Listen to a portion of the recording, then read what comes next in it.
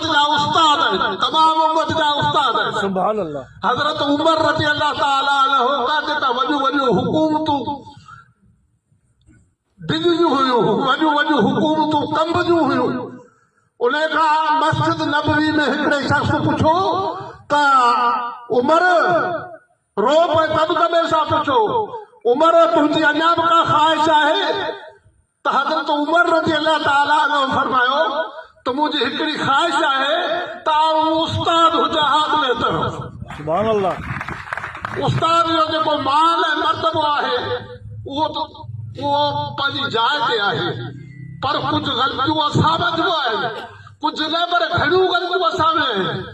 ऐं असांजूं जेके ग़लतियूं आहिनि से हुकूमत जे खाते में आहिनि, हुकूमत जे खाते में आहिनि। ख़लीफ़ो हारून रशीद हिकिड़े नाबील उस्ताद जा हथ धुआरे रहियो हो। वज़ीर बीठा हुआ, वज़ीर गवर्नर सब बीठा हुआ।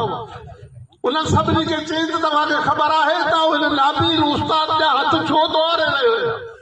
इन ई करे त हिन जो मक़ाम, हिन जो उस्ताद जो जेको मक़ाम आहे उहो सभिनी खां मथे आहे। उस्ताद जो जेको मक़ाम आहे उहो सभिनी खां मथे आहे, उन करे हुन जा हथ धुआरे रहियो आहे। एतिरियूं कई वाक़िया तारीख़ किताबनि में, क़ुर मजीद में इल्म जे बारे में अल्लाह तबारक व तआला।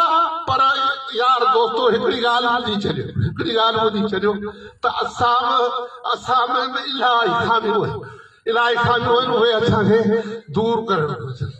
त इंशा अल्लाह ताला असांजा तमामु मसाइला हल थी वेंदा।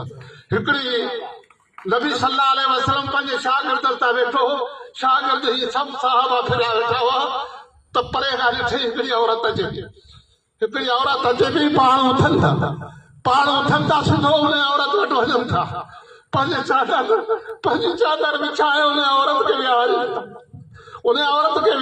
था। ऐं औरत जेको मुतालबो खणी आई नबी सल्लल्लाहु अलैहि वसल्लम उनजो उहो मुतालबो पूरो करे छॾियो। उन औरत वरी जॾहिं असहाबनि में आयो त असहाबनि पुछो त या रसूलल्लाह इहा कहिड़ी औरत हुई त तव्हां हिनखे चादर विछाए ॾिनी ऐं तव्हां हुनखे विहारियो आहे? नबी सल्लल्लाहु अलैहि वसल्लम फरमायो इहा मुंहिंजी माउ हबीबा हुई, जेका आई हुई, जंहिंजे लाइ मूंखे एॾो एतिराम ऐं उनजो इज़त हो। नबी तव्हांखे ख़बर हुअणु घुरिजे त नबी मेहरबान सल्लल्लाहु अलैहि वसल्लम उस्ताद हुअण जी हैसियत में पूरी दुनिया में अलकलाम आणे थे। अलकलाम तव्हां आणींदा, ॿी कंहिं पार्टी कान आणींदी।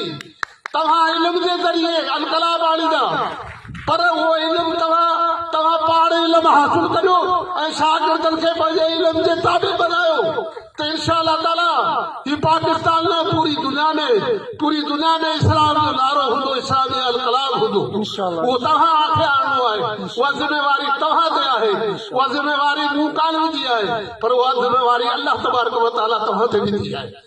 उन करे असां सभिनी खे घुरिजे त असां उस्तादनि जो बि एतिराम कयूं ऐं उस्तादनि खे खपे त हू पंहिंजो अख़लाक किरदार जी सुधारण जी कोशिशि करे। अल्लाह तबारक व तआला खां दुआ आहे त तव्हां जेके मक़सद जे लाइ निकिता आहियो उन मक़सद में अल्लाह तबारक व तआला तव्हांखे कामयाबी अता कंदो। ऐं मूंखे हेॾे वॾे प्रोग्राम जी ख़बर कान हुई, मूंखे हाफ़िज़ अलाने ने ॿुधायो त असांजो प्रोग्राम हिकिड़ो शेरी में आहे, मुंहिंजो ॿ उस्ताद गॾु थींदा, उन करे हुते उन जे लाइ पर हेॾे वॾे